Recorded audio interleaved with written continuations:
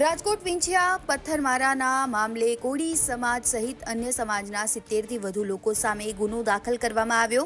આ ઘટનાના પગલે કોળી સમાજમાં ભારે રોષ વ્યાપ્યો છે। આક્ષેપ કરવામાં આવી રહ્યો હતો કે આ લોકો પર ખોટી રીતે કેસ કરવામાં આવ્યો છે। આ ઘટના મામલે જેમના પર કેસ દાખલ કરવામાં આવ્યો હતો તેમની વારે આમ આદમી પાર્ટી આવી હતી।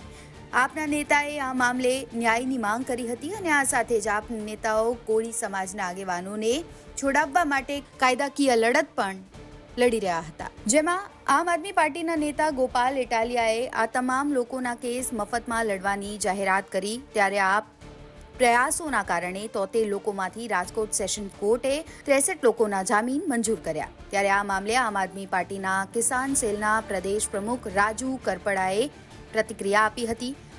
આમ આદમી પાર્ટીના કિસાન સેલના પ્રદેશ પ્રમુખ રાજુ કરપડાએ જણાવ્યું હતું કે સુખદ સમાચાર મળ્યા છે કે વિંછિયામાં પોલીસ ઘર્ષણમાં જે પણ કોળી સમાજ સહિત અન્ય સમાજના લોકો પર કેસ કરવામાં આવ્યો તે તમામ લોકોને કોર્ટ દ્વારા જામીન આપવામાં આવ્યા છે।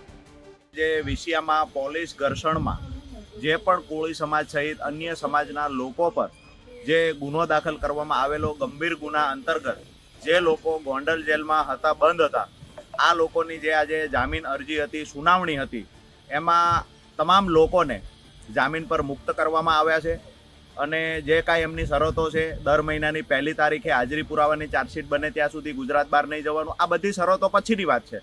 પહેલાં જામીન જે મળી ગયા છે એના માટે એક ખુશીના સમાચાર મળ્યા છે અને આવનાર સમયમાં તમામ લોકો પર કેસ પરત ખેંચવામાં આવે આ માંગણીઓ સાથે આમ આદમી પાર્ટી જ્યાં પણ જરૂર લાગશે ત્યાં કાયદાકીય લડત લડશે। આ લડાઈમાં પીડિત પરિવારની સાથે અને જે ઘર્ષણમાં જે પરિવારના લોકો, નિર્દોષ લોકો જેલની અંદર હતા, આ તમામ લોકોની સાથે સહાનુભૂતિથી અને લાગણીથી જે આમ આદમી પાર્ટીના નેતાઓ સાથે અન્ય સમાજના, અન્ય પાર્ટીઓના નેતાઓ જે જોડાયા, આ તમામનો હું આભાર માનું છું। મહત્વનું છે, રાજુ કરપડાએ ગોપાલ ઇટાલિયા સહિત તમામ લોકોનો આભાર માન્યો હતો। ત્યારે ઘનશ્યામ રાજપરા કેસમાં મુખ્ય આરોપી મુકેશ રાજપરા જામીન બહાર થઈ ગયા છે અને હાલ અલગ અલગ પ્રતિક્રિયા પણ સમગ્ર ગુજરાતમાંથી સામે આવી રહી છે।